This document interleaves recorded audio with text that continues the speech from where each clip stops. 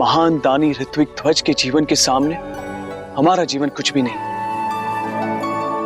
आप हमें केवल पता बताएं। सच में सम्राट, आप एक महान त्यागी हैं, इसीलिए आपके गुणों ने आपका मार्ग पहले से ही तय कर रखा है। क्षमा करना देवी, हमें कोई मार्ग दिखाई नहीं दे रहा है। जिस स्थान से मार्ग बंद दिखे वही होगी आपकी दिशा। आज्ञा दीजिए सम्राट।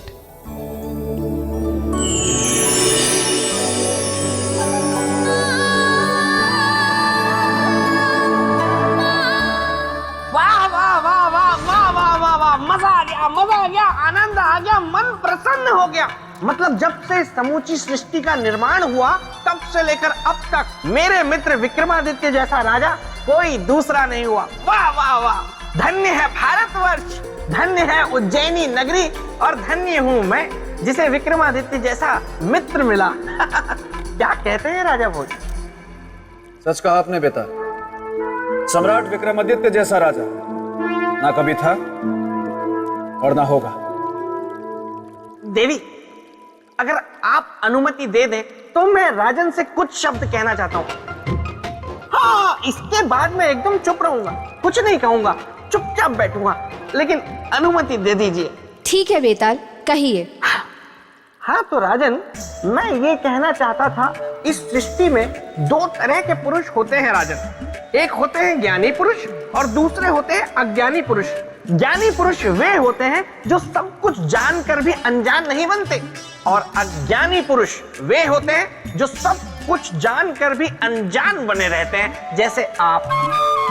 क्योंकि आप जानते हैं कि मेरे मित्र जैसा राजा ना तो कोई हुआ है और ना होगा, लेकिन उसके बाद भी आप उसके सिंहासन के पीछे हट किए हुए हैं और देवियों को भी कष्ट दे रहे हैं, है ना देवी? सही कहा ना मैंने? सही कहा या गलत कहा, जो भी कहा बहुत कहा।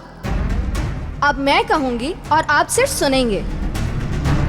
तो राजन, सम्राट विक्रमादित्य उस स्वर्ण पोटली को खोजते हुए कठिन रास्ते पर चल पड़े, अपने लक्ष्य की तरफ।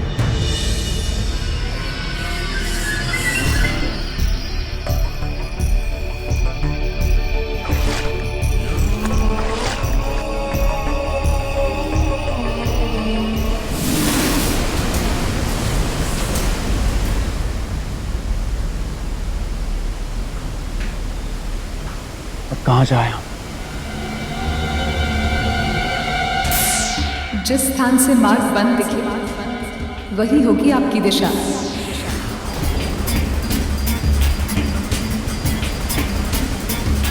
किंतु उस देवी के अनुसार जहां मार्ग दिखना बंद हो जाए वही हमारी दिशा है। इसका मतलब स्वर्ण पोटली प्राप्त करने का असली मार्ग इसी झरने के भीतर है।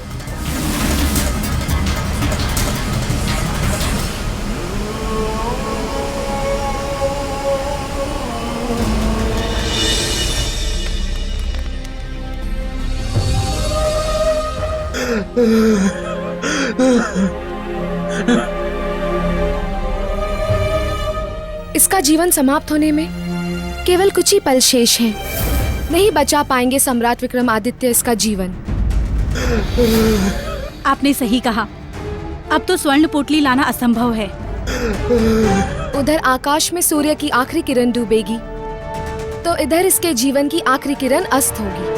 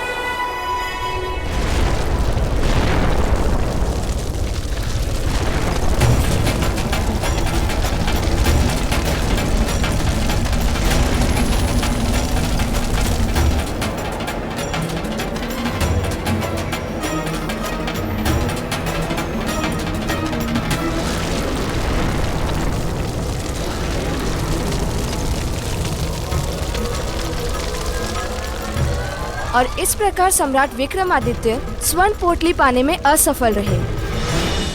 राजन, क्या आप बता सकते हैं कि सम्राट विक्रमादित्य से क्या चूक हुई? क्षमा देवी क्षमा, लेकिन मैं ये बात नहीं मानूंगा, क्योंकि मेरा मित्र विक्रम त्याग का दूसरा नाम था। हाँ, मेरी बात नहीं सुनी। बेताल, हम वही कह रहे हैं जो हुआ, और वो सच में आश्चर्यचकित कर देने वाली बात थी। राजन, बताइए, इस पूरी परीक्षा में सम्राट विक्रमादित्य से कहाँ चूक हुई? बोलिए राजन, बोलिए ना। वैसे तो आप बहुत बोलते रहते हैं, लेकिन जब जब मेरे मित्र विक्रम का कोई प्रश्न आ जाता है, आप एकदम चुप्पी साध लेते हैं, धीर गंभीर हो जाते हैं, कुछ नहीं बोलते। लेकिन आपको बोलना होगा, इस प्रश्न का उत्तर देना होगा आपको। बोलिए बोलिए बोलिए, बोलते क्यों नहीं? आप क्यों मौन है? आप बोलिए, आप सोच। बेताल! क्षमा देवी क्षमा, मैं मुझे कुछ कीजिएगा मत। मैं चुप रहूंगा, मैं कुछ नहीं बोलूंगा। मैं यहाँ से चला नहीं जाऊंगा, मैं यहीं रहूंगा। पास में जाकर मैं बैठ जाऊंगा और आपको देखूंगा।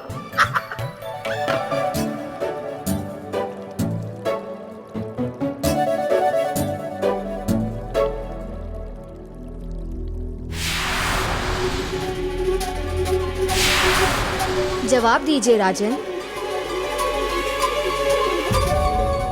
लक्ष्य को प्राप्त ना करना असफलता नहीं होती देवी। तो क्या असफलता है? हाँ देवी, सच्चे अर्थ में त्यागी पुरुष के लिए सफलता होती है कि मृत्यु को अपने सामने देखकर भी अपने प्रयास से पीछे नहीं हटना। सच्चे त्याग की यही परिभाषा, दूसरों के लिए जीना और दूसरों के लिए मरना। ऐसे महात्यागी पर संदेह निराधार। वाह राजन, त्याग जीवित व्यक्ति करता है, मरा हुआ व्यक्ति ना तो सफल होता है और ना ही त्याग करता है। और सम्राट विक्रमादित्य मृत्यु के कगार पर थे। देवी, जिस व्यक्ति में दूसरों की भलाई के लिए अपने जीवन को त्यागने का साहस होता है, उस व्यक्ति की ना तो कभी मृत्यु होती है और ना ही पराजय। वो अमर होता है और उसके लिए परिस्थितियों को भी बदलना पड़ता है, क्योंकि त्याग कभी निष्फल नहीं जाता।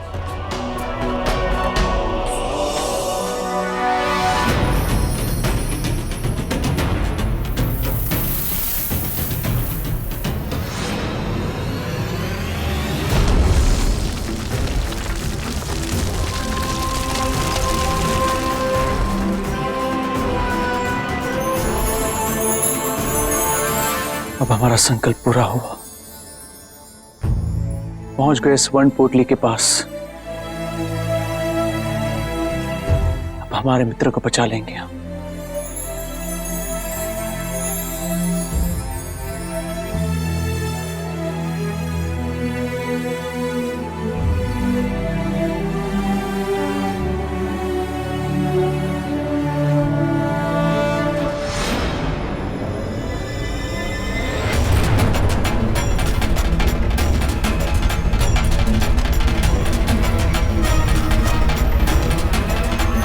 सम्राट विक्रमादित्य।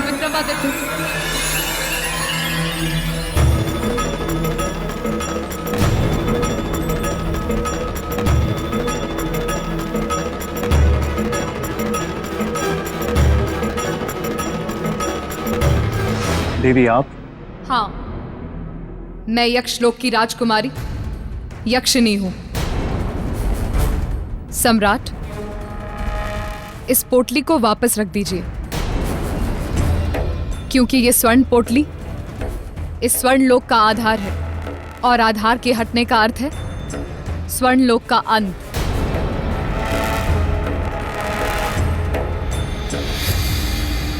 क्षमा करना देवी, परंतु ये स्वर्ण पोटली हम आपको वापस नहीं कर सकते, क्योंकि ये किसी के जीवन का आधार है, और इसे वापस करने का अर्थ है उसके जीवन का अंत। किसके? हमारे मित्र मित्र? ऋत्विक ध्वज। स्वर्ण पोटली से जीवन की रक्षा? किंतु जीवन की रक्षा तो दवा से होती है ना? बीमार मनुष्य की रक्षा दवा से होती है देवी, परंतु हमारे मित्र बीमार नहीं है। तो फिर? महादानी है वो, और इसीलिए हमारा इस स्वर्ण पोटली को उन तक पहुंचाना आवश्यक है। कृपया हमें इसे ले जाने का मार्ग बताएं, जिससे ये स्वर्ण लोक भी नष्ट न हो। और आप इस पोटली को भी साथ ले जाएं। हाँ देवी। तो फिर इसे यहाँ से ले जाने का एक ही मार्ग है। वो क्या है? यदि आप अपना शीश काटकर इस स्वर्ण पोटली के स्थान पर रख दें,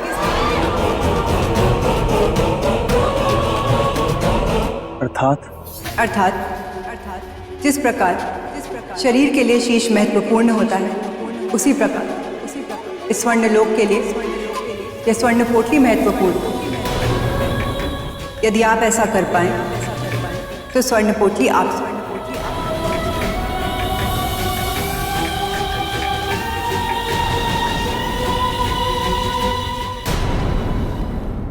बताइए राजन, सम्राट विक्रमादित्य किस चीज का त्याग देंगे? अपने जीवन का या स्वर्ण पोटली का? राजन, प्रश्न बहुत उलझा हुआ है और आप बहुत सुलझे हुए मनुष्य हैं। इसीलिए कहता हूँ, क्यों उलझ रहे हैं इस प्रश्न उत्तर की पहेली में? छोड़ दीजिए सब। कह दीजिए देवी से कि मैं इस प्रश्न का उत्तर नहीं दूंगा, मैं जा रहा हूँ अपने राज्य, मुझे और भी बहुत कार्य है। सोचिए राजन, जब आप अपने राज दरबार में पहुंचेंगे तो वहां आपका कैसा भव्य स्वागत होगा। आप पर पुष्प वर्षा होगी, आपकी आरती उतारी जाएगी राजन, आरती।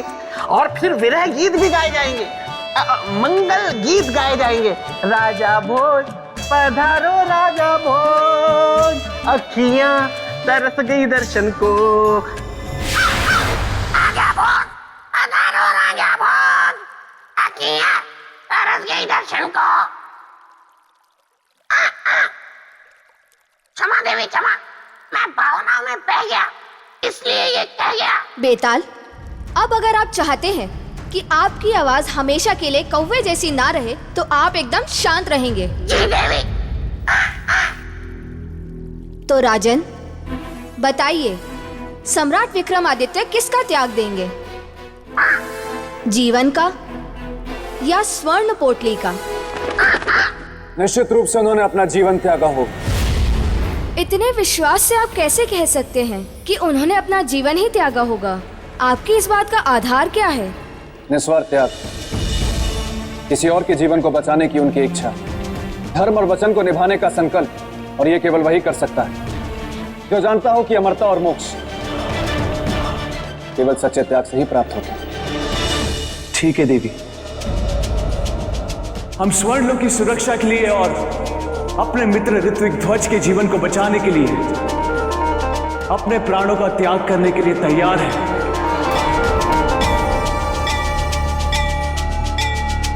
किंतु इसके बदले में आपको मेरा एक काम करना होगा देवी। क्या? हमारी मृत्यु के बाद आपको ये स्वर्ण पोटली हमारे मित्र ऋत्विक ध्वज को जाकर देनी होगी।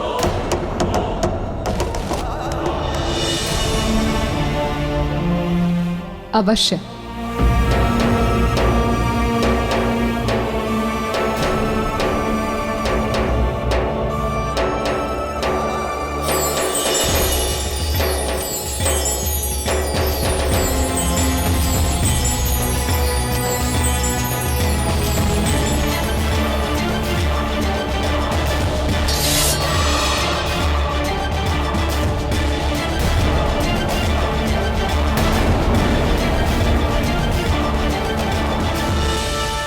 हे परमपिता, अब साक्षी है हमारे इस प्राणों के त्याग की।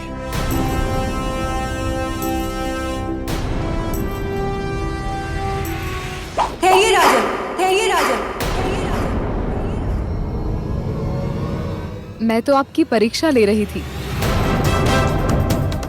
और आप मेरी परीक्षा में सफल हुए। आप निसंदेह इस संसार के सबसे सर्वश्रेष्ठ और योग्य त्यागी हैं, इस स्वर्ण पोटली को धारण करने योग्य। लीजिए।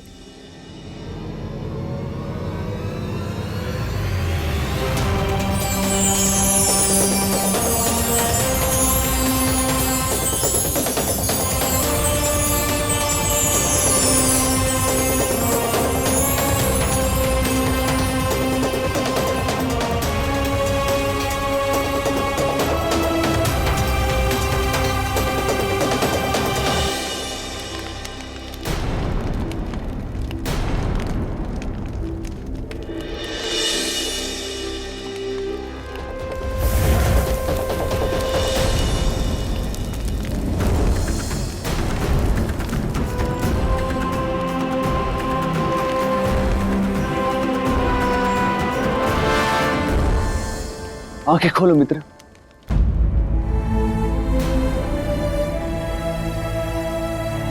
मित्र, हमने आपको वचन दिया था कि हम अवश्य आएंगे। आंखें खोलो मित्र। देखो, हम स्वर्ण पोटली भी लाए हैं।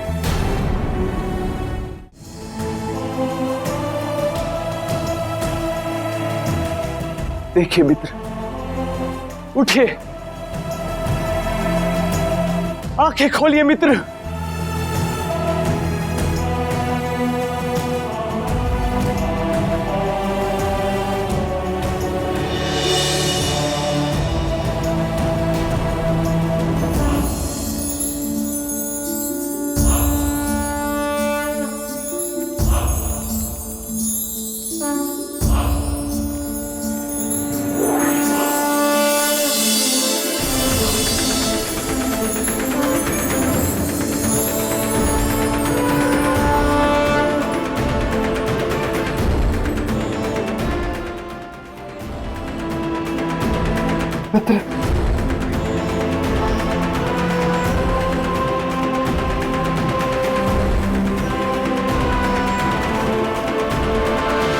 धन्यवाद मित्र, बहुत बहुत धन्यवाद। राजन, इस संसार में ना तो आपकी तरह कोई त्यागी है और ना ही भविष्य में होगा। जिस तरह देवों में देवेंद्र श्रेष्ठ हैं, उसी तरह नरों में आप नरेंद्र होंगे,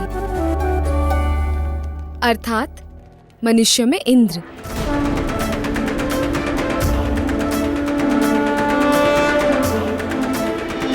तो ऐसे थे हमारे सम्राट विक्रमादित्य।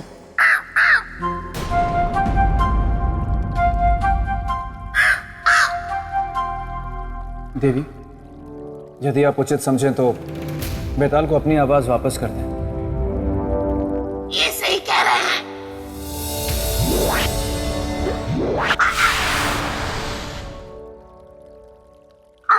कौवा उड़ गया।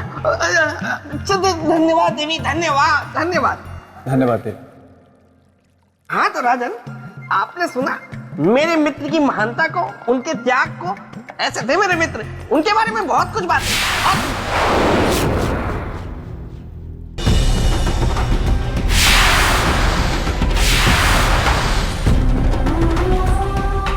इसलिए इस सिंहासन को धारण करने के लिए सम्राट विक्रमादित्य के समान त्याग का होना आवश्यक है। अब स्वयं को परखिए और बताइए, क्या आप में उनके समान त्याग का गुण है? देवी स्वयं अपने गुणों का बखान तो मूर्ख करते हैं, बुद्धिमान नहीं। बुद्धिमान अपने गुणों को सिद्ध करते हैं अपने कर्मों से, अपनी बातों से नहीं।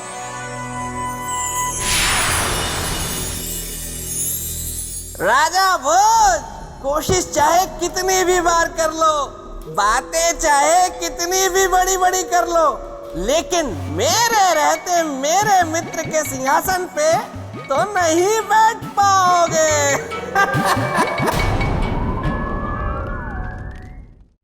राजा भोज, कोशिश चाहे कितनी भी बार कर लो, बातें चाहे कितनी भी बड़ी बड़ी कर लो, लेकिन मेरे रहते मेरे मित्र के सिंहासन पे तो नहीं बैठ पाओगे।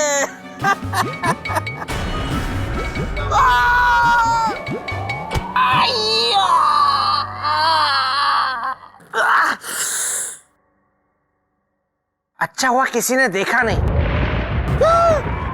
बेताल, मैं प्रेतलोक से आकाशवाणी बोल रही हूँ। अब से लेकर अगले कुछ समय तक तुम्हारे मुंह से ना नहीं निकलनी चाहिए, चाहे कोई भी प्रश्न हो, तुम्हें हाँ ही कहना है, क्योंकि अगले कुछ समय तक नकारात्मक नक्षत्र चल रहा है। अगर इसमें कोई बेताल नकारात्मक उत्तर देगा तो वो बेताल हमेशा के लिए गधा बन जाएगा। अब जब तक पुनः आकाशवाणी ना हो, तुम्हें हाँ ही बोलना पड़ेगा, सिर्फ हाँ।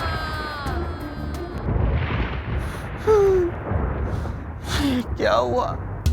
अच्छा हुआ इस समय मैं गुफा में नहीं हूँ, वरना कहीं राजा भोज मुझसे कह देते कि मैं तुम्हारे मित्र के सिंहासन पे बैठ जाऊं, तो मैं तो ना भी नहीं कह पाता।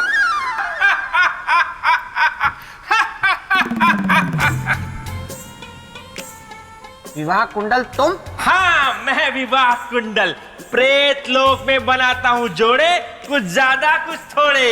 तो जाके जोड़े बनाओ प्रेत लोक में, यहाँ क्या करने आए हो? अरे मुझे बेतालनी मिली थी, उसने मुझे बताया कि तुम उससे विवाह करने के लिए तैयार हो गए हो। उसी ने मुझे यहाँ भेजा है मुहूर्त निकालने और तारीख निश्चित करने के लिए। पर उससे पहले मैं सुनिश्चित कर लूं तुम्हारे मुख से, क्या तुम उससे विवाह करने के लिए तैयार हो? तुम्हें हाँ ही बोलना पड़ेगा, अन्यथा तुम हमेशा के लिए गधे बन जाओगे। क्या करूं? ना भी तो नहीं बोल सकता। अरे बोलो। हाँ। अरे वाह वाह वाह वाह वाह, इसका मतलब मैं जो मुहूर्त निकालूंगा उसमें तुम विवाह करने के लिए तैयार हो? हाँ। क्या तुम वादा करते हो कि तुम अपनी बात से नहीं पलटोगे? अरे कोई तो प्रश्न ऐसा करो जिसका उत्तर हाँ या ना में ना देना पड़े। इसका मतलब तुम विवाह के लिए तैयार हो? वाह वाह वाह वाह वाह, अगली पूर्णमासी को तुम्हारा विवाह सौंदर्य लेखा के साथ निश्चित हुआ है। अब मैं चलता हूँ। ये मेरे साथ क्या हो रहा है? जिस समय मैं ना बोल ही नहीं सकता, उसी समय इस विवाह कुंडल को भी आना था। बिल्कुल सही कहा आपने। देवी महामाया, गुणों की असली कसौटी कर्म ही है। एक उत्तर देंगे? हाँ देवी, अवश्य पूछिए। एक राजा में कौन से धर्म का होना अत्यंत आवश्यक है? राजधर्म या त्याग धर्म? एक राजा में ये दोनों धर्म तराजू के दो पलड़ों के समान है, और एक कुशल राजा में इन दोनों धर्मों का होना अनिवार्य है।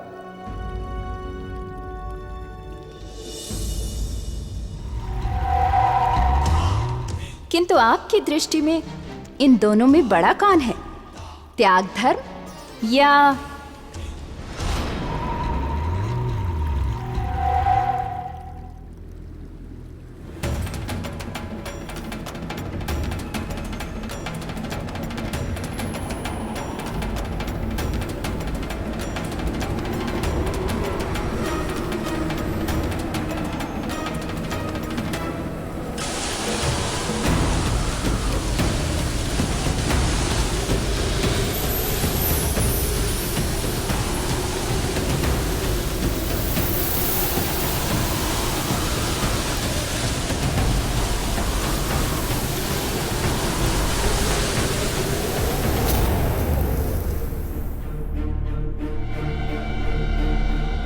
ये कहां पहुंच गया?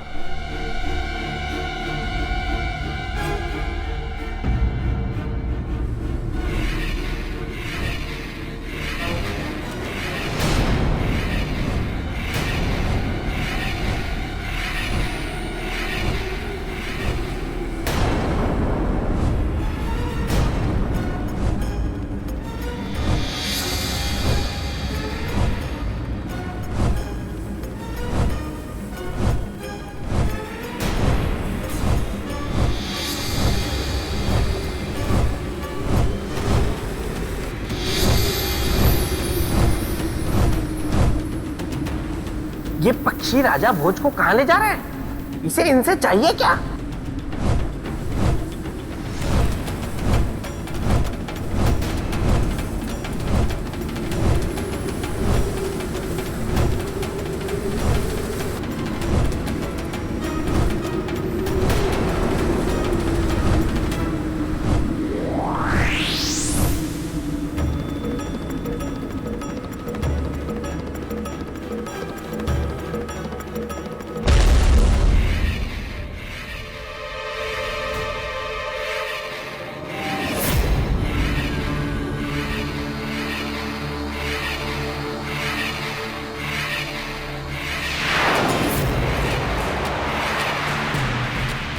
ये कौन सा स्थान है और ये कहाँ आ गया मैं?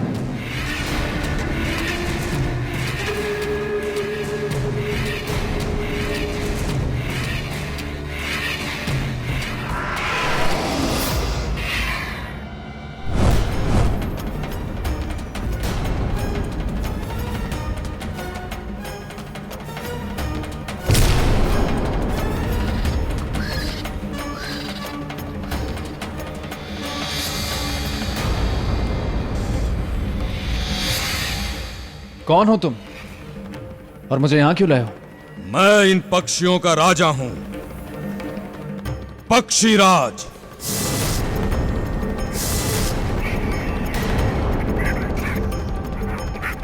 मैं तुम्हें इनके भोजन के लिए यहां लाया हूं।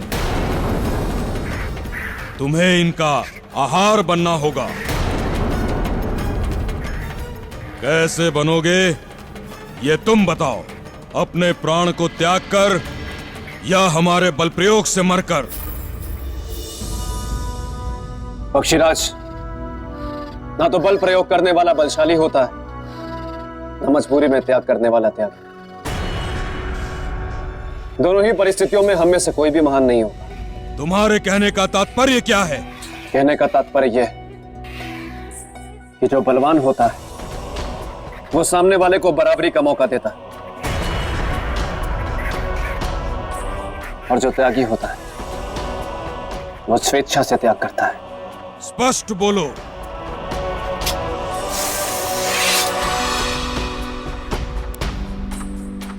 यदि तुम सच में बलवान हो तो मुझसे युद्ध करो।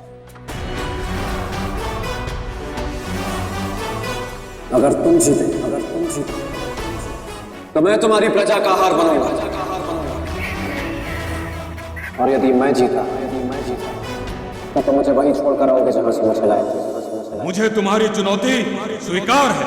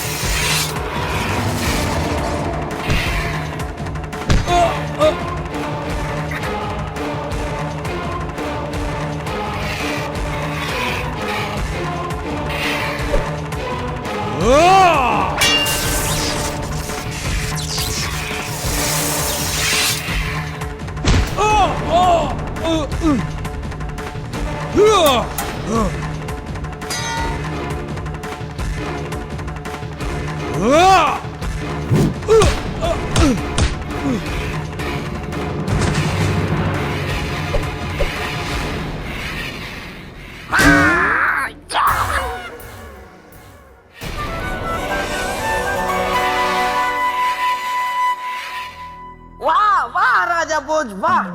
पराक्रम तो तुम में है, वो भी अद्भुत।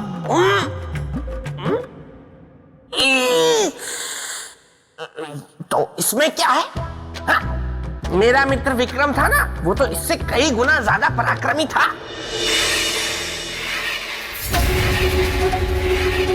मैं हार गया प्रजाजनों, मुझे क्षमा करना। मैं तुम लोगों की भूख शांत ना कर सका, इसीलिए आप सब मुझे खाकर अपनी भूख शांत करें। राजा भोज, आप मेरा वध कर दीजिए।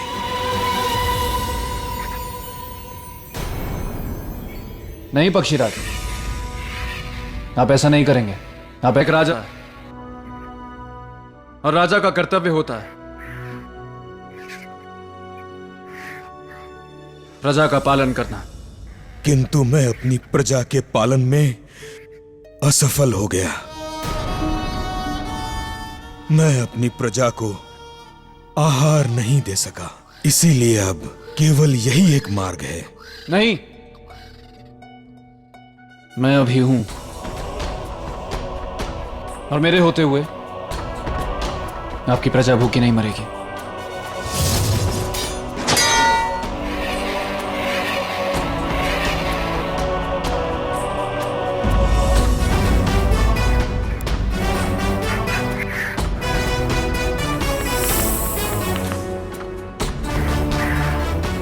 आपके पक्षी अब मुझे भोजन के रूप में ग्रहण करेंगे। नहीं नहीं, ये नहीं हो सकता। अरे राजा भोज को पता नहीं है कि उसने अपने प्राणों को कितने बड़े संकट में डाल दिया है। अपने प्राणों का त्याग करेंगे मुझसे जीतने के बाद भी? हाँ। नहीं, ये तो अनर्थ हो जाएगा। नहीं पक्षीराज, अनर्थ तो तब होगा जब मेरे जानने के बाद मेरी आंखों के सामने आपके पक्षी भूख से मरेंगे। जिस जीवन के त्याग से दूसरों को सुख और संतोष मिले, वही सच्चा त्याग है। इसलिए आप मेरे त्याग को स्वीकार करें।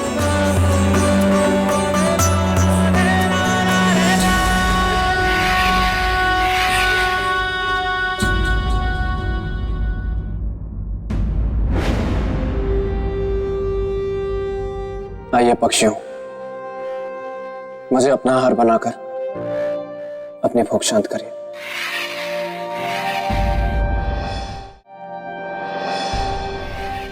नहीं राजन,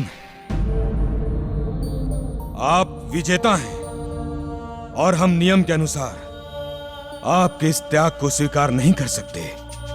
नहीं पक्षीराज, विजेता होने से पहले मैं एक मनुष्य हूं और मनुष्य का पहला धर्म है किसी के प्राण की रक्षा करना। अपने जीवन को त्याग कर?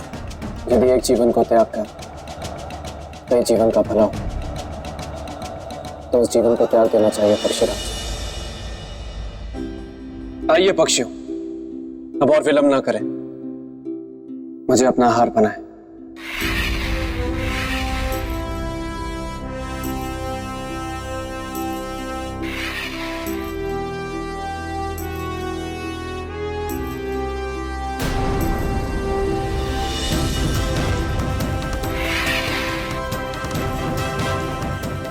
त्याग के अर्थ को जानना और उसे जीवन में उतारना दोनों खूबियां जानते हैं राजा भोज, और एक सच्चे त्यागी की यही तो पहचान है।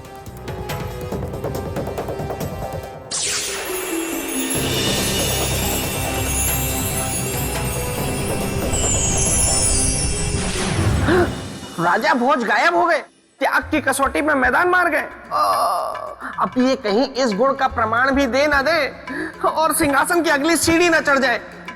जरूर गुफा गए होंगे, मैं भी वहीं पहुंचता हूँ, पर कहीं ये मुझसे ये ना कह दे कि अब मैं इस सिंहासन पे बैठूंगा, तो मैं तो मना नहीं कर पाऊंगा। क्या कहते हो मेरे परम प्रिय मित्र पेड़? क्या वो आकाशवाणी सौंदर्य लेखा की सहेली है? सौंदर्य लेखा के कहने पे उसने मेरे साथ ऐसा मजाक किया और विवाह कुंडल भी इनसे मिला हुआ है। ये बात तो मुझे पहले नहीं बता सकते थे। चलो ठीक है, आने दो अब उस विवाह कुंडल को या सौंदर्य लेखा को, मैं बताता हूं। गोलू, दिखाओ मुझे।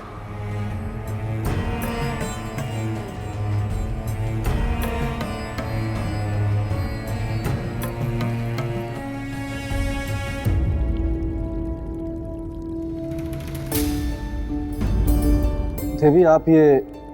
हाँ, मैं कबूतरों को भोजन दे रही हूँ, क्योंकि भूख और भोजन का बहुत गहरा संबंध है। हाँ देवी, भूख ना हो तो संसार परिश्रम ही ना करे, सारे जीव आलसी हो जाए। सच कहा आपने।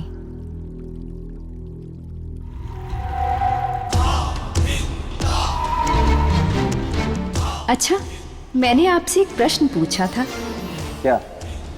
कौन सा धर्म बड़ा है, राजधर्म या त्याग धर्म? प्रणाम देवी, मैं आ गया। बेताल, तुम फिर से यहाँ आ गए?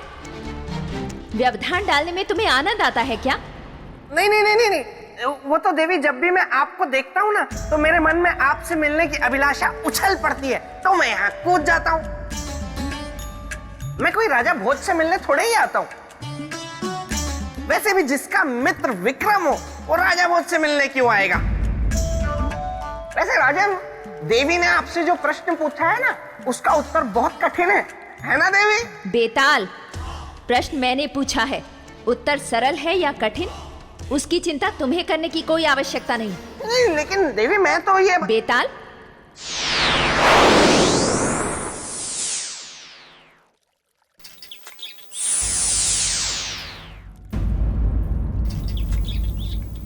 तो बताइए राजन, कौन सा धर्म बड़ा है, त्याग धर्म या राज धर्म?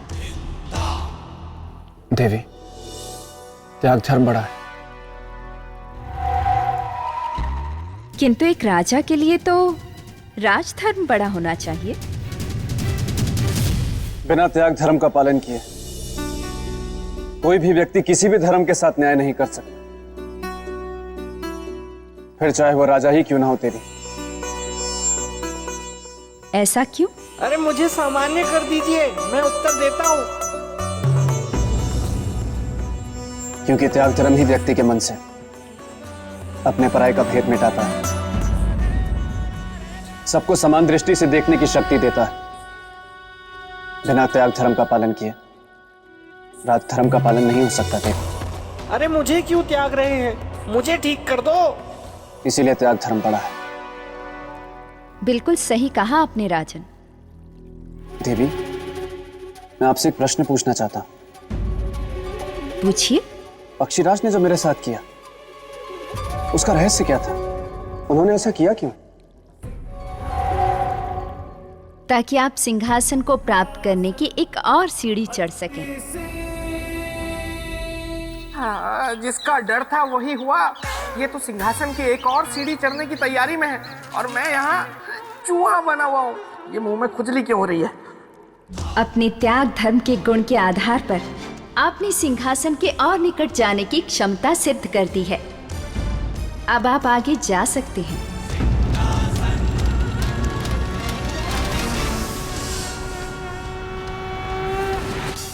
किंतु याद रहे,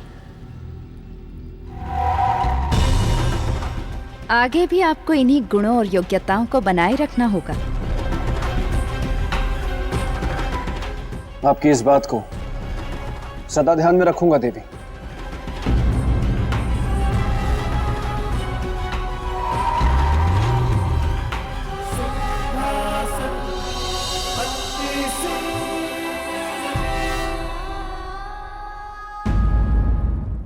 अपने त्याग धर्म के गुण के आधार पर आपने सिंहासन के और निकट जाने की क्षमता सिद्ध कर दी है। अब आप आगे जा सकते हैं।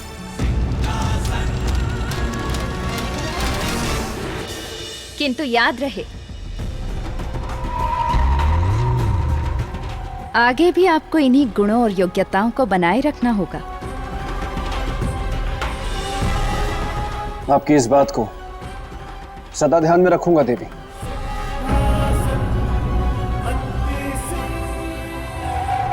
क्षमा देवी, क्षमा, कृपा करके मुझे सामान्य करती जाइए। देवी, मैं सम्राट विक्रमादित्य का मित्र हूँ, मेरे साथ ऐसा मत कीजिए।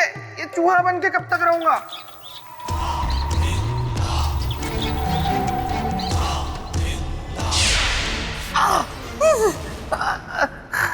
धन्यवाद देवी, धन्यवाद।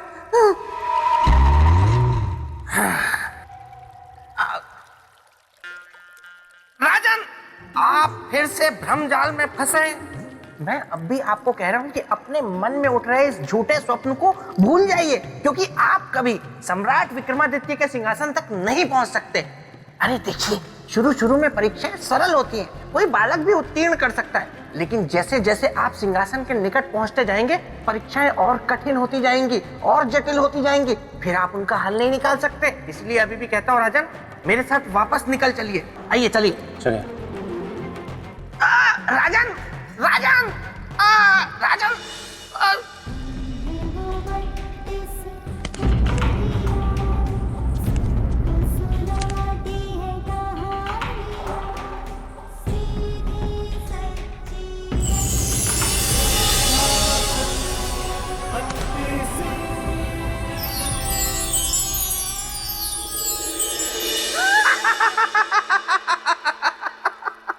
देखा, मैंने रहा था, लेकिन आपने मेरी बात नहीं मानी। अब हो गई ना सीढ़ियां गायब।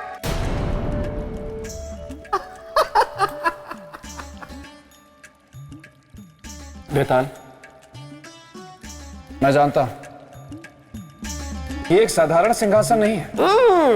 तुम्हारे मित्र चक्रवर्ती सम्राट विक्रमादित्य का असाधारण सिंहासन है। वही तो।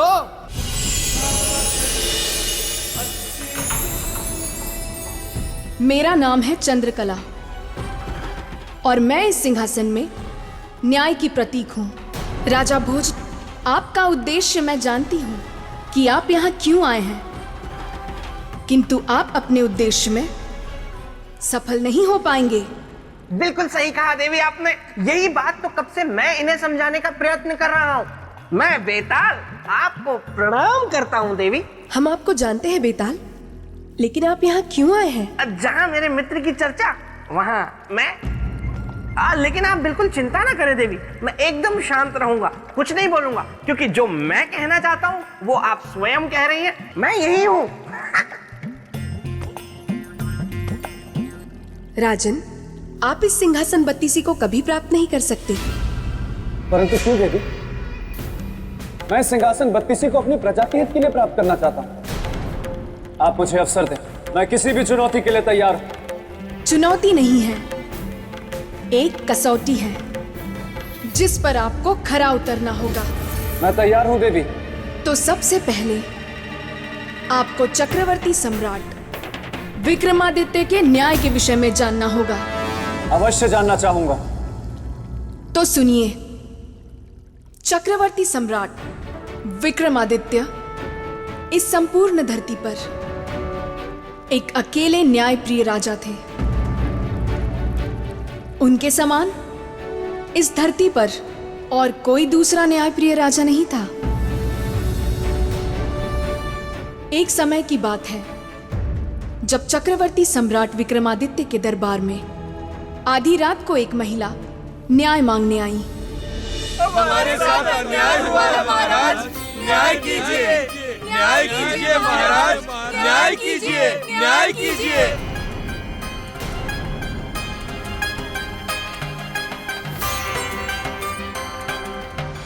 बताइए देवी, क्या अन्याय हुआ है आपके साथ?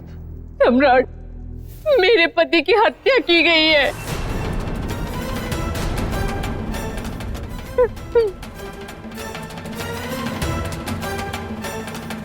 किसने की है हत्या? बताइए हमें, इस अपराध का कठोर दंड मिलेगा। क्षमा करें चक्रवर्ती सम्राट, मैं इस देवी से एक प्रश्न पूछना चाहता हूं। देवी, यदि मैं भूल नहीं कर रहा हूं तो आप इस राज्य के निवासी नहीं।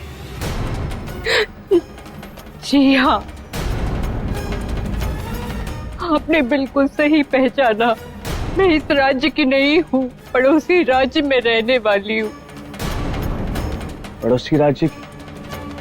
जी हाँ। अब तो न्याय के लिए आपको अपने राज्य के राजा के पास जाना चाहिए। आप यहाँ क्यों आई? सम्राट, वो इसलिए कि जिस तीर से मेरे पति की हत्या हुई है वो आपके राज्य का था।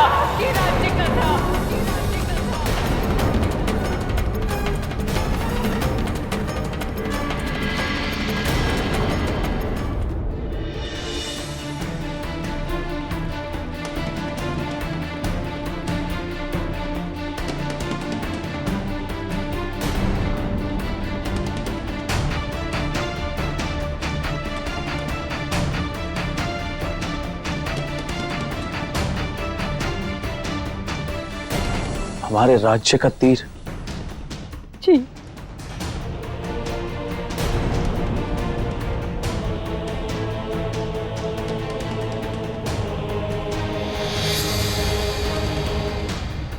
ये वही तीर है सम्राट, जिससे मेरे पति की हत्या हुई है।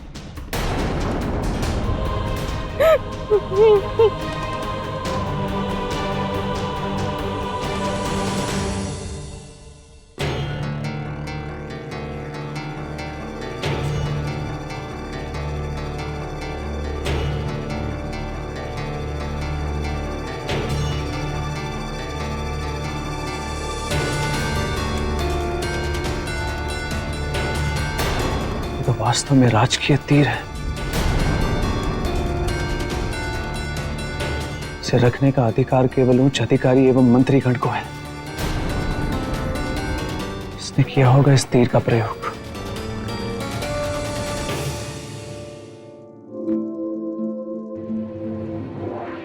आप निश्चिंत रहे देवी, आपके पति के हत्यारे को अवश्य दंड मिलेगा।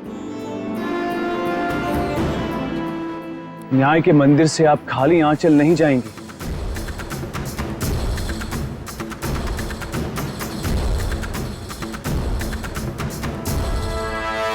सम्राट के सामने था एक प्रश्न बड़ा, विराट न्याय का रूप खड़ा।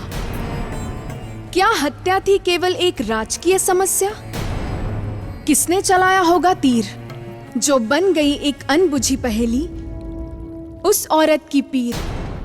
बोलिए बोलिए बोलिए राजन, क्या हुआ? बता नहीं पा रहे हैं क्या?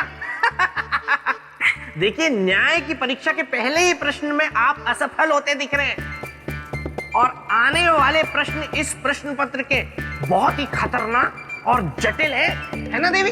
अभी प्रश्न पत्र हमने पूरा खोला भी नहीं है। आगे क्या हुआ ये बताया नहीं है, और तुम्हें पहले से ही ज्ञात है। तो तुम ही बताओ आगे क्या हुआ।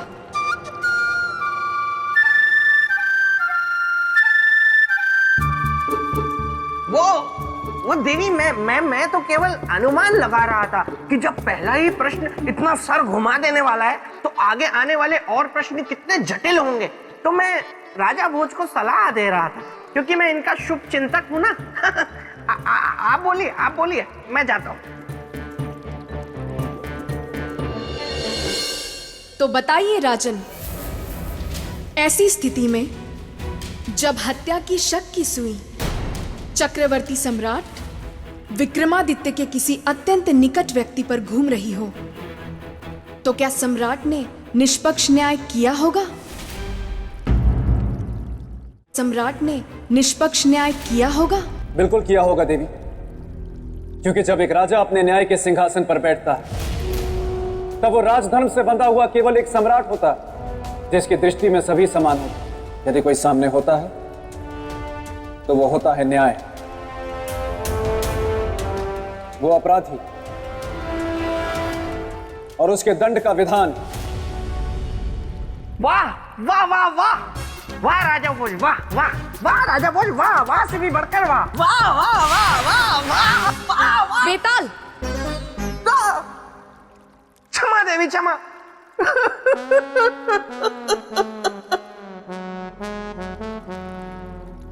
देवी, ये जानकर कि वो तीर राजकीय है और सम्राट के किसी निकट व्यक्ति ने चलाया है, तो सम्राट ने क्या किया?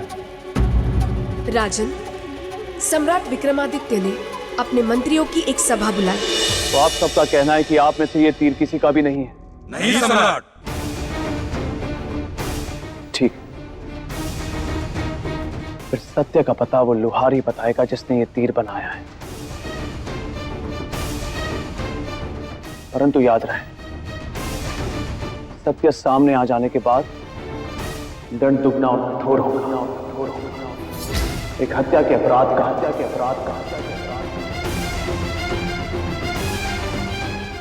और दूसरा सत्य छिपाने।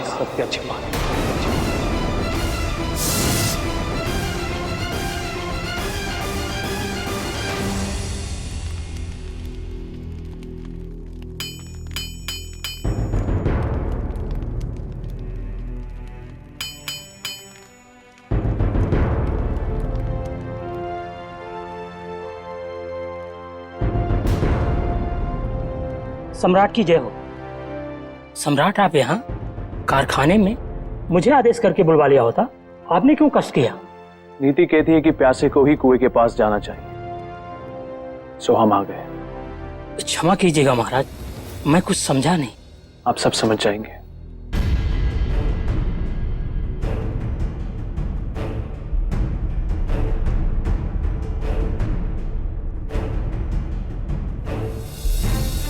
इस तीर को ध्यान से देखिए और बताइए कि ये तीर आपसे किसने बनवाया है? सम्राट है तो लोहार हमारे लिए एक तीर ऐसा बनाएं जिसका निशाना कभी चूके ना, और जिसको लगे उसका जीवन ले ले। जी महारानी।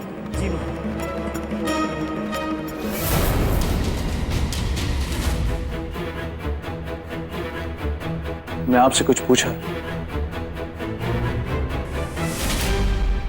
घबराए मत, आपसे कोई कुछ नहीं पूछेगा। आप केवल हमें बताइए। मुझे अच्छी तरह से याद है महाराज, ये तीर मैंने महारानी जी के कहने पे बनाया था। महारानी जी जब शस्त्राभ्यास के लिए गुरुजी के पास जाती थी, उस समय मैंने ये तीर उन्हें बना कर दिया था। देखा, न्याय की जैसी परीक्षा मेरे मित्र विक्रम के सामने आई, वैसी परीक्षा किसी के सामने ना आए। देवी कितने पते की बात कह रही हैं? बेताल, हमने सुना है कि आप प्रेत भूमि में रहते हैं। सही सुना है देवी। और हमने तो ये भी सुना है कि आप बहुत हट्टी हैं। गलत सुना है देवी। देखिए, अब सम्राट विक्रमादित्य की कहानी सुनकर आप फिर से भावुक न हो जाए, इसलिए आपका प्रेत भूमि में वापस जाना आवश्यक है। नहीं नहीं देवी, ऐसा मत कीजिए, मुझे यहाँ रहने दीजिए ना देवी।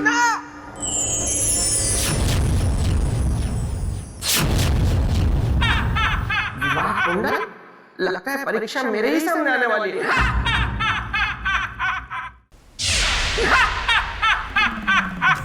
अरे बधाई हो बेताल, बधाई हो, तुम्हारे विवाह का मुहूर्त निकल चुका है। अरे इस कोने से बाहर निकलो, देखो प्रेत लोक में कैसे विवाह की तैयारियां चल रही हैं धूमधाम से। तुम शायद भूल रहे हो विवाह कुंडल, मैं हूँ बेताल, गलने नहीं दूंगा किसी की दाल। बेताल, विवाह के लिए तुमने स्वयं हाँ कहा था, अब तुम नहीं कर सकते इनकार, करना ही होगा मुझे स्वीकार। आओ आओ सौंदर्य लेखा, तुम्हारी ही कमी थी, अकेली आई हो, अपनी सहेली को साथ नहीं लाई। कौन सहेली? आकाशवाणी, जिसने तुम्हारे कहने पे झूठी आकाशवाणी की थी और विवाह कुंडल के साथ मिलकर मुझसे धोखे से विवाह के लिए हाँ करवाई, और धोखे से कराई गई हाँ हाँ नहीं होती। अब और वो मेरे भाई शक्ति सुरमा जो बना देते हैं सबका जुर्मा, उनके सामने भी तो तुमने हामी भरी थी, विवाह के लिए हाँ करी थी। वो मेरी हाँ नहीं थी, वो मेरा डर था, और डर से और धोखे से करवाई गई हाँ नहीं मानी जाएगी। अब तुम लोगों को जो करना है कर लो, क्योंकि मैं हूं बेताल, गलने नहीं दूंगा किसी की दाल।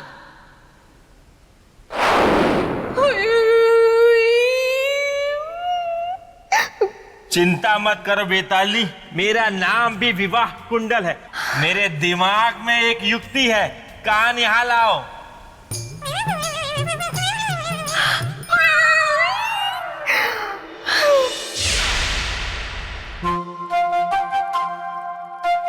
सम्राट विक्रमादित्य ने वही किया जो एक राजा को करना चाहिए था। वो सीधे आ पहुंचे महारानी चित्रलेखा के पास, जो सैन्य अभ्यास कर रही थी।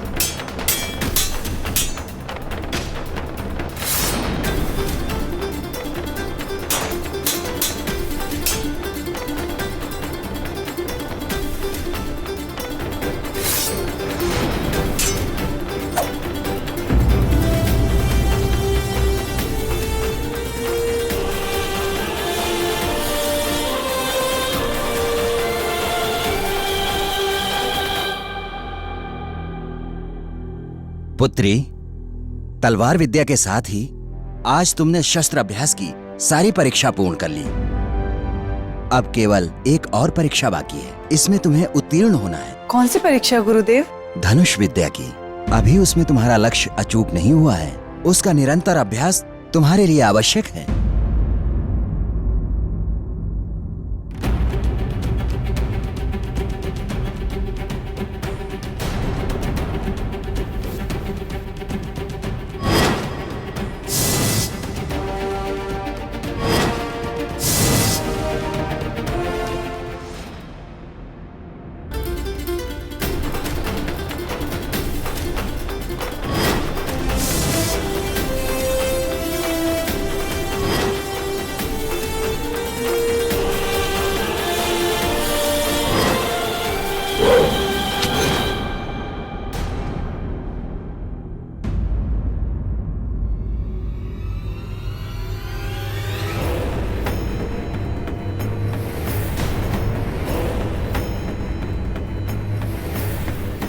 सम्राट, आप यहाँ पर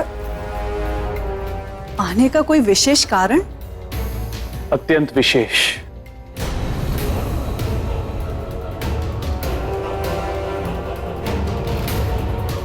प्रणाम गुरुदेव।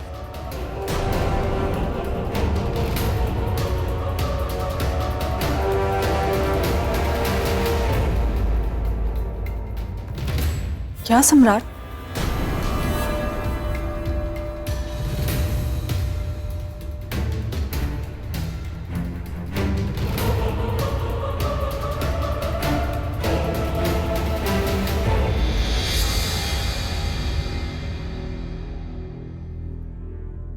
इस तीर को पहचानती है आप?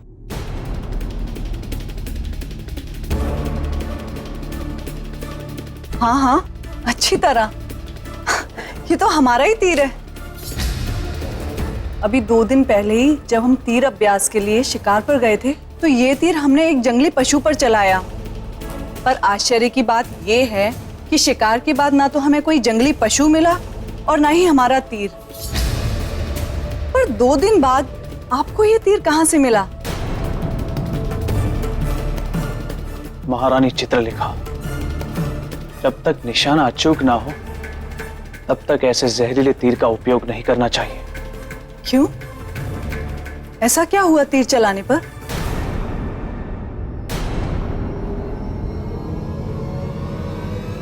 बंदी बना लिया जाए इन्हें।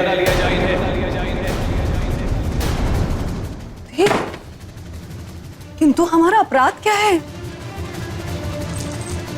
ये सब क्या है? आप हमें बताइए, हमारा अपराध क्या है? एक निर्दोष मनुष्य की हत्या की है आपने। हत्यारिन है आप, हत्यारिन है आप, हत्यारिन है।